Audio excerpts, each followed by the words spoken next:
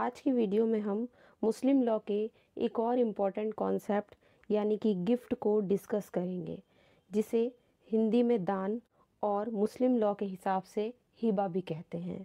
तो आज की वीडियो में इसी टॉपिक को बहुत अच्छे से डिस्कस करेंगे। वीडियो के लास्ट तक बने रहिएगा। तो आज का हमारा मुस्लिम लॉ का कॉन्सेप्ट है हिबा यानी कि दान। हिबा यानी कि गिफ्ट क्या होता है? तो जब कोई पर्सन बिना किसी कंसिडरेशन के, बिना किसी प्रतिफल के अपनी प्रॉपर्टी किसी तीसरे पर्सन को ट्रांसफ़र करता है तो इसे गिफ्ट कहते हैं, इसे दान कहते हैं। अब मुस्लिम लॉ के हिसाब से हिबा के लिए क्या क्या चाहिए? तो सिंपल मीनिंग इसमें क्या दिया हुआ है कि किसी भी ऐसी वस्तु का दान होता है जिसे ग्रहण करने वाला उसका लाभ उठा सके। तो दान का मतलब मुस्लिम लॉ के हिसाब से अगर हम देखें तो जब आप किसी को कोई वस्तु देते हो तो इसलिए दी जाती है ताकि जिस व्यक्ति को आप दान कर रहे हो, जिसको आप गिफ्ट कर रहे हो, वो उसका फ़ायदा, उसका लाभ उठा सके। अगर हम इसकी डेफिनेशन की बात करें तो सिंपली हिबा या दान की डेफिनेशन बिल्कुल सिंपल है। हिबा या दान संपत्ति का एक ऐसा ट्रांसफ़र होता है प्रॉपर्टी का जिसको बिना किसी कंसिडरेशन के यानी बिना किसी प्रतिफल के बदले में किया गया हो, जिसको दान ग्रहीता यानी कि जो अदाता होता है, जिसको आप दान दे रहे हो, जिसको आप गिफ्ट कर रहे हो, वो भी उसको स्वीकार कर ले। तो सिंपली यहाँ पर इसका यही मीनिंग है। अब यहाँ पर दान करने के यानी हिबा करने के तरीके कैसे होते हैं? तो अगर मुस्लिम लॉ के हिसाब से देखें तो हिबा जो है वो दो तरीके से किया जा सकता है। सबसे पहले जीवित दशा में, यानी कि अगर कोई व्यक्ति जीवित है तो वो चाहे तो अपनी पूरी प्रॉपर्टी को गिफ्ट में दे सकता है किसी को। लेकिन अगर मान लीजिए वो डेथ बेड पर है, मर्जुल मौत के दौरान करता है। डेथ बेड का मतलब क्या हुआ कि वो किसी ऐसी बीमारी से जूझ रहा है या ऐसी कंडीशन में है जबकि उसे पता है कि 2 से 4 दिन में उसकी डेथ हो जाएगी, वो बचने वाला नहीं है, उसकी कंडीशन ऐसी है, तो फिर भी वो अपनी प्रॉपर्टी का दान या गिफ्ट कर सकता है। बट ऐसी सिचुएशन में एक शर्त ये होती है कि ऐसी दशा में कोई व्यक्ति अपनी प्रॉपर्टी का कुल 1/3 का ही दान कर सकता है। यानी कि अगर कोई मुस्लिम डेथ बेड के दौरान अपनी प्रॉपर्टी का गिफ्ट करता है तो वो सिर्फ 1/3 प्रॉपर्टी का ही अपनी गिफ्ट कर सकता है। तो यहाँ पर दो तरीके से हिबा का कॉन्सेप्ट दिया गया है। अब क्वेश्चन ये आता है कि मुस्लिम लॉ के हिसाब से हिबा के लिए क्या क्या ज़रूरी शर्तें होनी चाहिए? तो सबसे पहले चाहिए पक्षकार। अब पार्टीज होंगी, यानी कि एक गिफ्ट करने वाला और दूसरा उस गिफ्ट को लेने वाला। तो दो पक्षकार यहाँ पर होते हैं, दाता और अदाता। दूसरी चीज़ आती है विषय वस्तु, यानी कि वो चीज़ जिसको आप गिफ्ट में दे रहे हो। और तीसरा इम्पॉर्टेंट पॉइंट है यहाँ पे विषय वस्तु की सीमा, यानी कि कितनी लिमिटेड चीज़ को आप एज अ गिफ्ट दूसरे को दे रहे हो, कितना बताया गया है इसमें। तो वही सब चीज़ें हम आज की वीडियो में डिस्कस करेंगे। अब सबसे पहले हमने पढ़ा पार्टीज़ के बारे में। तो अगर बात करें पार्टीज़ की, पक्षकारों की, तो इसमें एक दाता होता है और दूसरा अदाता होता है, यानी कि एक दान देने वाला और दूसरा उस दान को लेने वाला। अगर बात करें दाता की, यानी कि जो गिफ्ट कर रहा है अपनी प्रॉपर्टी का, वो मुस्लिम लॉ के हिसाब से यानी कि 18 साल की आयु का हो, उसकी जो एज है वो 18 ईयर्स की होनी चाहिए, वो स्वस्थ चित्त होना चाहिए, मतलब लुनेटिक वगैरह नहीं होना चाहिए। और तीसरा है वो स्वतंत्र इच्छा से अपनी जो है हिबा करे, यानी कि किसी दबाव में, किसी प्रेशर में आकर वो जो है दान नहीं करे, एकदम स्वतंत्र इच्छा के हिसाब से करे। तो ये इसकी कुछ जो है योग्यताएं बताई गई हैं दाता की, जो दान को करता है। अच्छा, यहाँ पर कुछ इम्पॉर्टेंट एग्जाम्पल्स भी हम देख सकते हैं, जैसे कि मान लीजिए एक मैरिड लेडी है, एक विवाहिता स्त्री है, तो वो भी दान कर सकती है।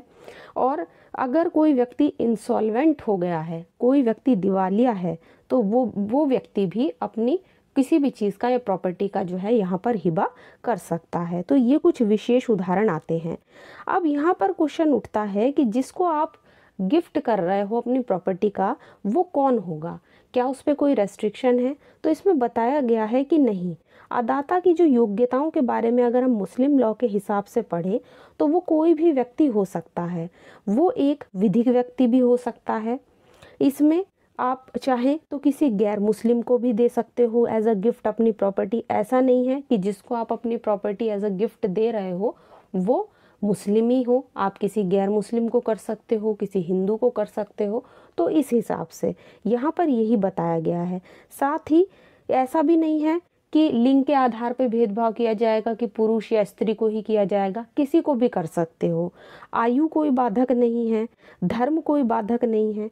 तो यही इसमें बताया गया है कि मुस्लिम लॉ के अकॉर्डिंग अगर आप हिबा करते हो तो वो इसमें किसी भी तरीके की ये चीज़ें बाधक नहीं हैं।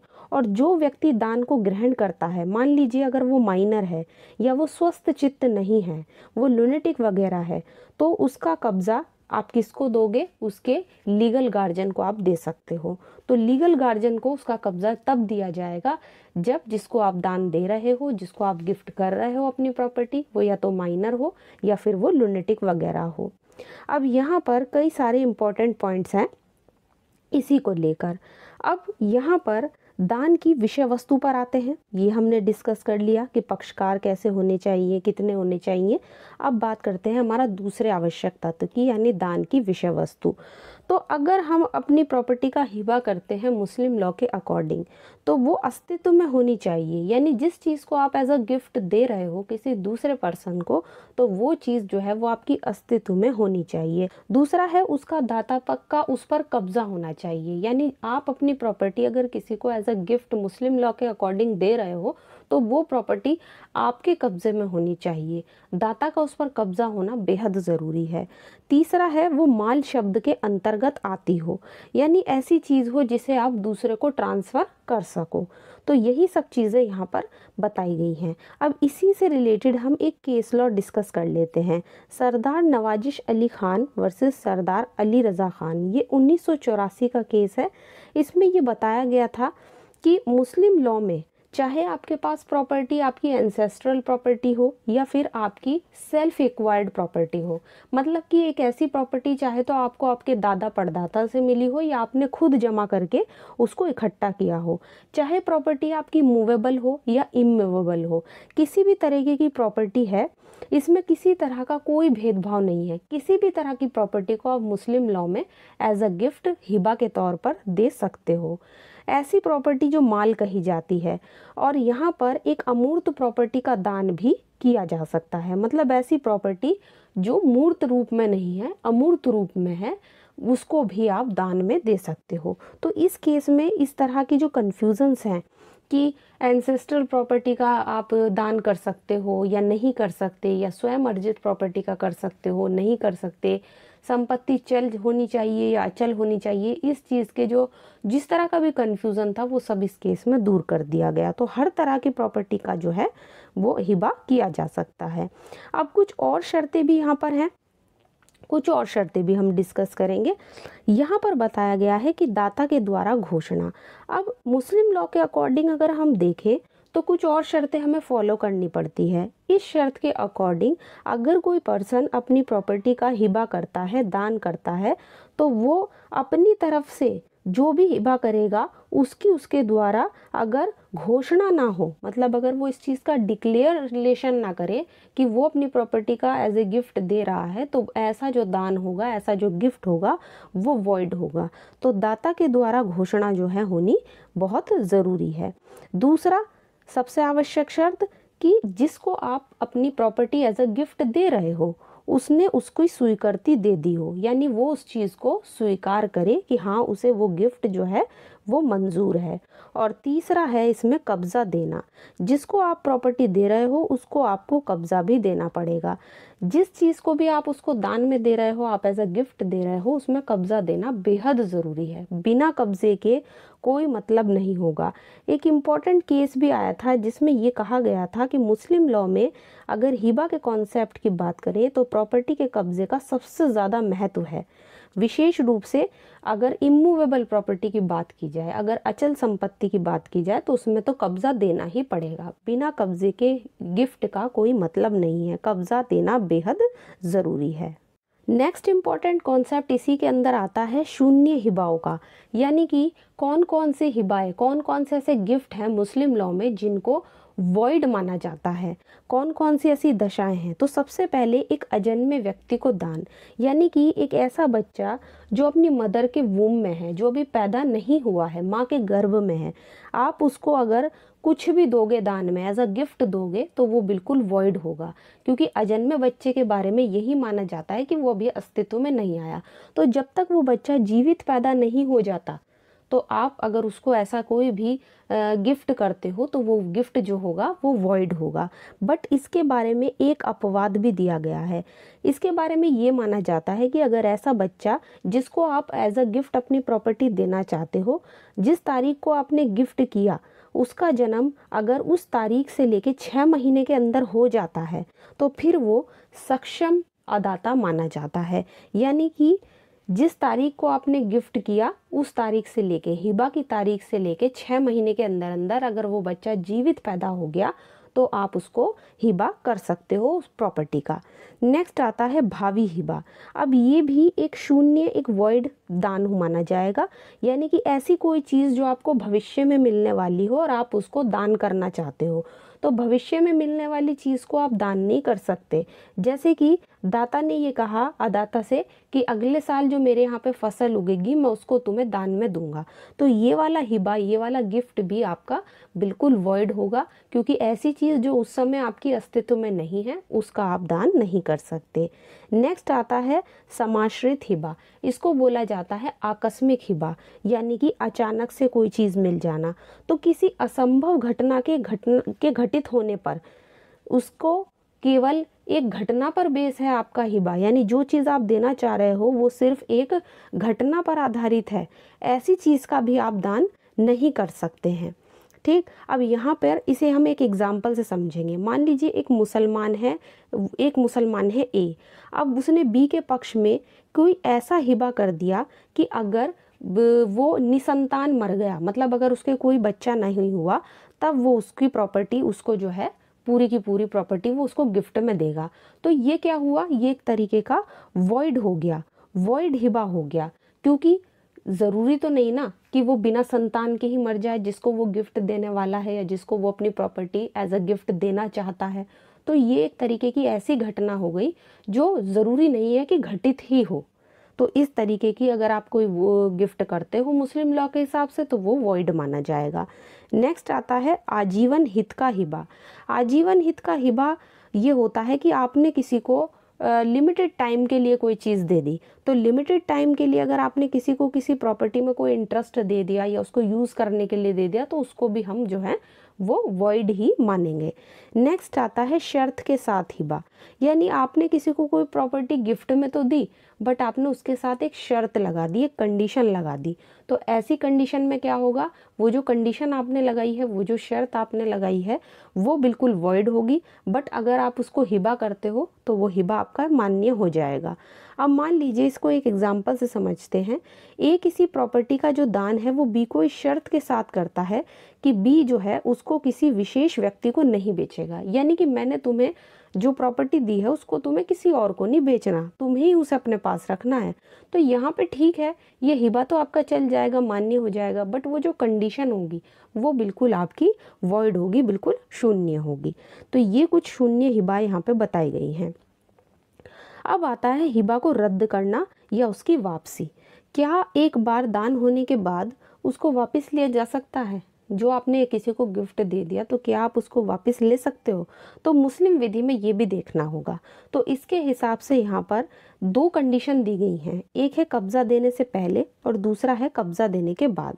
तो कब्जा देने से पहले जब तक आपने किसी को कब्जा नहीं दिया है गिफ्ट पर, गिफ्ट की चीज़ पर, तो उसमें तो आप बेझिझक वापस ले सकते हो, पूरा राइट होता है जिसने किसी को कब्जा नहीं दिया है। क्योंकि मुस्लिम लॉ के हिसाब से अगर हम देखें तो दान में या गिफ्ट में कब्जा देना बेहद ज़रूरी होता है। अभी हमने ऊपर पढ़ा था कि कब्जा देना बेहद ज़रूरी है। अच्छा, कब्जा देने के बाद की क्या कंडीशन है? तो कब्जा देने के बाद भी वैसे जो दाता होता है, जो अपनी प्रॉपर्टी को हिबा करता है, वो वापस ले सकता है। बट यहाँ पर इसके कुछ अपवाद बताए गए हैं कि जब उसे कब्जा देने के बाद वापस नहीं लिया जा सकता। तो इसमें सबसे पहली कंडीशन है अगर दाता की ही मृत्यु हो जाए, यानी कि जिसने आपको प्रॉपर्टी गिफ्ट में दी थी या कोई चीज़ गिफ्ट में दी थी, अगर उसी की डेथ हो गई जिसने गिफ्ट में दी थी, तो फिर यहाँ पर कब्जा वापस नहीं लिया जा सकता। दूसरा, जिसे आपने दी थी, जिसने उस चीज़ को ग्रहण किया था, अगर उसकी डेथ हो जाए तब भी उसको वापस नहीं लिया जा सकता। तीसरा है, जब दोनों का संबंध यानी दाता और अदाता के बीच का संबंध निषिद्धास्तियों के अंदर आता हो। निषिद्धास्तियों का मतलब दोनों के बीच में भाई बहन का संबंध हो, तो उसको बोलते हैं निषिद्धास्ति। इसके अलावा वैवाहिक संबंध यानी कि पति ने पत्नी को या पत्नी ने पति को दान में दिया हो कोई चीज़ या गिफ्ट किया हो, तो वैवाहिक संबंध का मतलब यहाँ पर यही है। इसके बाद आता है विषय वस्तु की बिक्री, यानी कि जो चीज़ आपने दान में दी थी किसी को, उसने उस चीज़ को बेच दिया हो जिसको आपने दिया था, या किसी और को दान कर दिया हो, या कोई अन्य तरीके से उस प्रॉपर्टी का या उस चीज़ का ट्रांसफ़र कर हो। नेक्स्ट आता है विषय वस्तु आपकी खो गई हो, यानी जो चीज़ आपने किसी को दान में दी वो खो गई हो या उसमें कुछ चेंजेस हो चुके हो, ऐसा बदलाव हो चुका हो कि आप उसे पहचान ही नहीं सकते। तो ये कुछ सिचुएशंस थी। इसके अलावा मूल्य में वृद्धि, यानी कि जो चीज़ आपने किसी को दी थी एज अ गिफ्ट, उसके कीमत में बढ़ावा हो गया, मतलब उसकी कीमत बढ़ गई, उसके मूल्य में वृद्धि हो गई और ऐसी वृद्धि हुई कि उसको आप अलग ही नहीं कर सकते। उसकी कीमत इतनी बढ़ गई कि उसको आप अब अलग नहीं कर सकते उस चीज़ से।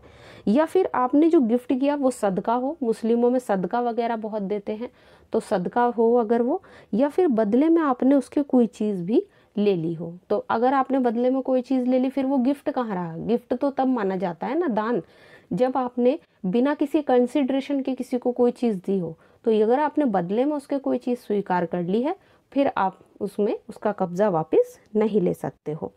अब मुस्लिम लॉ में एक क्वेश्चन यहाँ से ये भी आता है कि हिबा कितने टाइप का होता है, यानी कि जो गिफ्ट है वो कितने टाइप का होता है। एक तो होता है सिंपल हिबा, जो अभी हम पढ़ रहे थे तब से, सिंपल हिबा जो हमने अभी तक पढ़ा। नेक्स्ट है आपका हिबा बिल एवज और हिबा बा शर्तुल एवज। अब हिबा बिल एवज का मतलब क्या होता है और हिबा बा शर्तुल एवज का मतलब क्या होता है, ये एक एक करके हम पढ़ेंगे। सबसे पहले हमारा क्वेश्चन आता है हिबा बिल एवज पर। हिबा बिल एवज, देखो हिबा का मतलब होता है यहाँ पर दान, सिंपल मीनिंग है, हिबा से ही हिबा आया है। और एवज का मतलब होता है बदले में, यानी कि दान के बदले में आपने किसी को कोई चीज़ एज अ गिफ्ट दी और उसके बदले में आपने उसे अपनी प्रॉपर्टी दी। पहले आपने कोई चीज़ बदले में ली और उसके बदले में अपनी प्रॉपर्टी का ट्रांसफ़र आपने उस व्यक्ति को कर दिया, तो ये हो गया हिबा बिल एवज। बदले में जब आप कोई चीज़ उससे प्राप्त कर लेते हैं तो वो होता है बिल एवज। इसके आगे आप बिल एवज लगा के समझ सकते हैं। इसमें क्या होता है, इसकी दो शर्तें हैं। सबसे पहले जिसको आपने अपनी प्रॉपर्टी दी है, जो आपसे आपकी प्रॉपर्टी एज अ गिफ्ट ले रहा है, उसकी तरफ से आपको कोई प्रतिकर का भुगतान किया जाता है, यानी कि वो उसके बदले में आपको ज़रूर कोई ना कोई चीज़ देता है। तो सबसे पहली शर्त। दूसरा है जो दाता है, जो आपको प्रॉपर्टी एज अ गिफ्ट दे रहा है, वो अपनी प्रॉपर्टी पर कब्जा छोड़ने और उसको दान में ग्रहण करने वाले को दान देने का सद्भावपूर्ण आशय होना, यानी कि बिना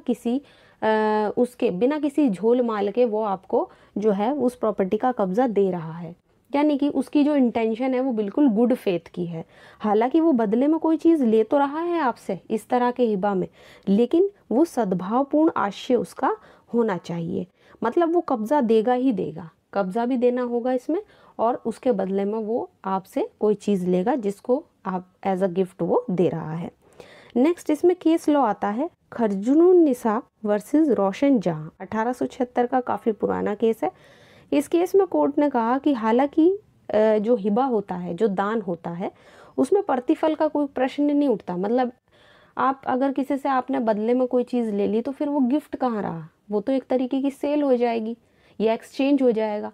लेकिन इस केस में कोर्ट ने यही कहा है कि वैसे तो हिबा में कंसिडरेशन का कोई प्रश्न नहीं होता, लेकिन मुस्लिमों के हिसाब से अगर देखें तो कुछ मामलों में अंगूठी का दान, कुरान की जो प्रति होती है यानी एक तरीके से फोटोकॉपी, तस्बीह जो नमाज में पढ़ते हैं, नमाज की चटाई, ये हिबा बिल एवज के अच्छे कंसिडरेशन हो सकते हैं। तो इस तरह की जो चीज़ें हैं वो हिबा बिल एवज के रूप में स्वीकार की जा सकती हैं मुस्लिम लॉ के हिसाब से। नेक्स्ट आता है हिबा बा शर्तुल एवज। तीसरे तरह का हमारा हिबा होता है हिबा बा शर्तुल एवज। अब इसका मतलब क्या होता है, यहाँ पर शर्त है, शर्त का मतलब हो गया कोई अनुबंध, यानी कि एक कंडीशन आपके ऊपर लगा दी। और हिबा बा शर्तुल एवज का मतलब होता है, एवज का मतलब हम पढ़ चुके हैं बदले में, तो इसका पूरा मीनिंग ये हुआ कि आप किसी शर्त के साथ और किसी प्रतिफल के लिए, किसी कंसिडरेशन के लिए आप हिबा कर रहे हो, दान कर रहे हो। और शर्त का मतलब हो गया एक अनुबंध। तो आप जब कोई दान इस शर्त के साथ करते हो कि दान ग्रहण करने वाला बदले में दाता को कोई निश्चित संपत्ति देगा, मतलब कोई निश्चित प्रॉपर्टी देगा, कोई चीज़ देगा, और आपने उसके साथ एक शर्त भी लगा दी, तो इसका मतलब ये फिर हिबा बिल एवज न रहकर हिबा बा शर्तुल एवज हो जाएगा। अगर हम बात करें इस तरह के हिबा की विशेषताओं की, तो एक तो इसमें कब्ज़ा देना बहुत ज़रूरी होता है। जब तक आप जिसके चीज़ के बदले में आपने किसी को गिफ्ट किया, दूसरी विशेषता बता रही हूँ मैं, तो आप जब तक आपको उस एवज़ का, उस बदले की चीज़ का भुगतान ना कर दिया जाए, तब तक आप इसे वापस ले सकते हो। यानी कि आपने हिबा किसके लिए किया, किसी चीज़ के बदले के लिए किया। आप सामने वाले से कोई कंसिडरेशन, कोई चीज़ उसके बदले में लेना चाहते हैं, तो जब तक वो आपको वो चीज़ नहीं चुका दे, आपको उस चीज़ का भुगतान ना कर दे, तब तक के लिए आपके पास ये राइट होगा कि आप इस तरह का गिफ्ट अगर आपने कर भी दिया है तो आप उसको वापस ले सकते हो। क्योंकि देखिए, हर पॉइंट को पढ़ना बेहद ज़रूरी होता है मुस्लिम लॉ में। और ये सब हमने पढ़ लिया, सारे पॉइंट हमने डिस्कस कर लिए अच्छे से। तो इन सारे पॉइंट को पढ़ना इसलिए भी ज़रूरी था क्योंकि यहाँ से बहुत सारे क्वेश्चन आने के चांसेस होते हैं। कहीं कहीं पर आपसे टाइप्स पूछ लिए जाते हैं। टाइप्स पूछने के अलावा कहीं कहीं पर आपसे सिंपल हिबा के बारे में पूछ लिया जाता है। केस लॉ भी आपसे पूछ लिए जाते हैं, तो हम 1 से 2 केस ज़रूर डिस्कस करते हैं अपनी वीडियो में। तो आज की वीडियो अगर पसंद आई हो तो इसको लाइक कर दीजिए, ज़्यादा से ज़्यादा शेयर कीजिए, और अगर चैनल पे नए हैं तो इसको सब्सक्राइब कर लीजिए।